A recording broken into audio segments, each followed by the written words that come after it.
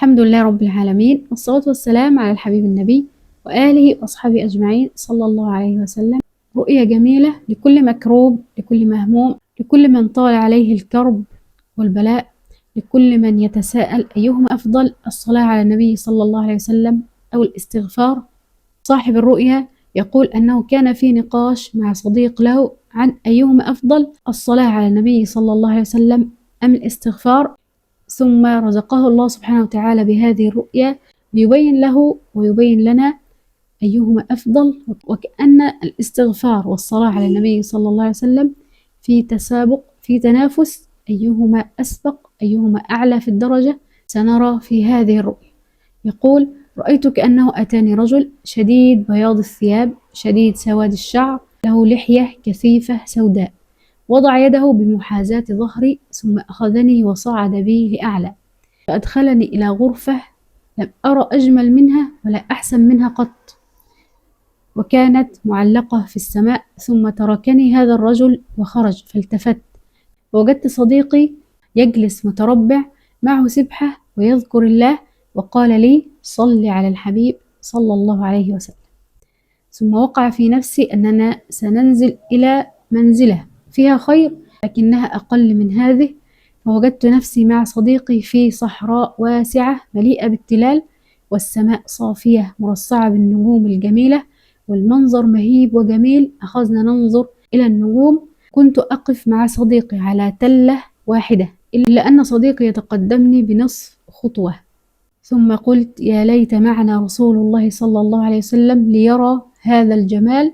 ثم رأيت حافلة متوقفة على جانب الطريق، وانتهت الرؤيا.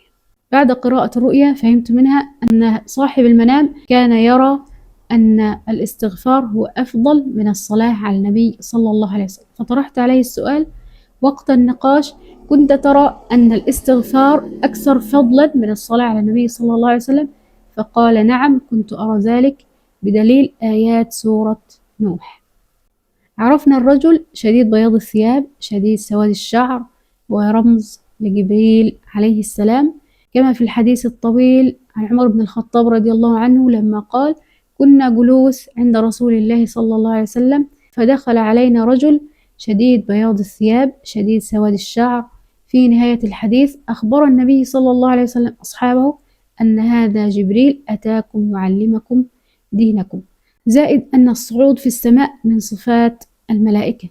دخل به إلى غرفة لم ير أجمل منها ولا أحسن منها قط. هذه الغرفة تدل على منزلة وصلها وبلغ إليها الرأي بكثرة بفضل الاستغفار. نعلم أن بذكر الله سبحانه وتعالى تبنى القصور والبيوت في الجنان، كما في الحديث: من صلى 12 ركعة بني له بيتا في الجنة. من صلى 12 ركعة في يوم وليلة بني له بيت في الجنة. وفي الحديث: من قرأ قل هو الله أحد 10 مرات بني له قصر في الجنة. عندما دخل الرائي فالتفت وجد صديقه قد سبقه ويجلس ومتربع، سبق ومتمكن، وقال له: صل على الحبيب. ولكنهما في منزلة واحدة، في غرفة واحدة، أي أن الاستغفار والصلاة على النبي صلى الله عليه وسلم منزلتهما واحدة وفضلهما واحد، إلا أن الصلاة على النبي صلى الله عليه وسلم هي أسبق وأسرع. كما أنه في المشهد الآخر لما كان يقف على التل مع صديقه كانت التلة واحدة، ولكن صديقه يسبقه بنصف خطوة، أي أن المنزلة والدرجة والفضل واحد، ولكن الصلاة على النبي صلى الله عليه وسلم هي الأسبق، هي الأسرع في الوصول. نفهم من هذا ونستفيد من هذا أنه من أراد أن يعجل الله سبحانه وتعالى له في الفرج وقضاء حوائجه وقضاء دينه وأن يكفيه ما أهمه، فليكثر من الصلاة على النبي صلى الله عليه وسلم والاستغفار، ويكثر ويزيد في الصلاة على النبي صلى الله عليه وسلم. وفي الحديث عندما جاء رجل للنبي صلى الله عليه وسلم فقال: أرأيت يا رسول الله أن أجعل صلاتي كلها عليك؟ فقال له النبي صلى الله عليه وسلم: إذن يكفيك الله تبارك وتعالى ما أهمك من أمر دنياك وآخرتك.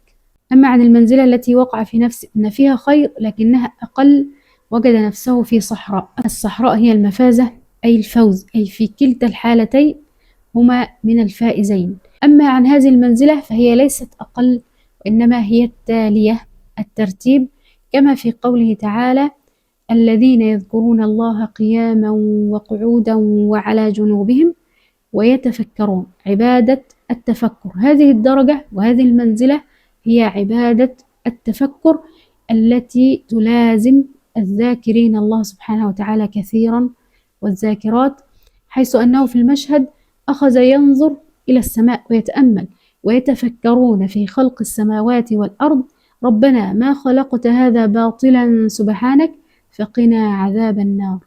ومع ذلك يقول: يا ليت معنا رسول الله صلى الله عليه وسلم ليرى هذا الجمال، أي أن كل العبادات تزداد جمالا بكثرة الصلاة على النبي صلى الله عليه وسلم. أما عن الحافلة التي لمحها متوقفة على جانب الطريق، الحافلة تدل على ما اجتمع من أمر الدنيا وما يجتمع على العبد من أمر الدنيا، والطبيعي للحافلة والأفضل أنها تسير. أما معنى أنها متوقفة فهذا معناه أن التعسر والتوقف في أمور الدنيا يسير بفضل الله، ثم بفضل الصلاة على النبي صلى الله عليه وسلم وفضل الاستغفار. والله تعالى أعلى وأعلم. سبحانك اللهم وبحمدك، أشهد أن لا إله إلا أنت، أستغفرك وأتوب إليك.